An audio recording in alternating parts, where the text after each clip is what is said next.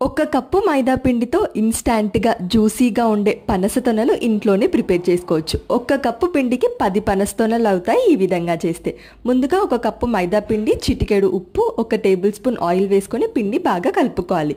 కొన్ని వాటర్ వేసుకుంటూ చపాతీ పిండి కన్సిస్టెన్సీ కన్నా కొంచెం గట్టిగా మిక్స్ చేసుకొని చివరిగా 1 టేబుల్ స్పూన్ ఆయిల్ అప్లై చేసి 10 నిమిషాలు నాననివ్వాలి. ఈ పిండిని రోల్ చేసి కట్ చేసుకోవడం వల్ల అన్ని తొనలు ఒకే సైజులో వస్తాయి.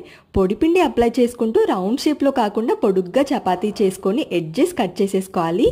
ఇక్కడ చూపిస్తున్న విధంగా పొడుగ్గా లైన్స్గా కట్ చేసుకోవాలి. కొంచెం పొడి పిండి వేసేసి ఒక లేయర్ పైన ఇంకో లేయర్ వేసేసి ఎడ్జెస్ కొంచెం గట్టిగా ప్రెస్ చేసుకోవాలి. ఇప్పుడు వీటిని ఫ్రై చేసుకోవడం కోసం బాగా వేడిగా ఉన్న ఆయిల్లో మీడియం ఫ్లేమ్లో పెట్టుకొని గోల్డెన్ బ్రౌన్ కలర్ వచ్చేంత వరకు ఫ్రై చేసుకోవాలి. పాకం కోసం 1 కప్పు పంచదారలో 1/2 కప్పు వాటర్ పోసి మిక్స్ చేసుకోవాలి. లేత తీగ పాకం రాగానే ఫ్లేమ్ ఆఫ్ చేసేసి ఇలాచీ పౌడర్ వేసుకొని ఈ పాకంలో పనస తొనలు వేస్తే మన స్వీట్ రెడీ.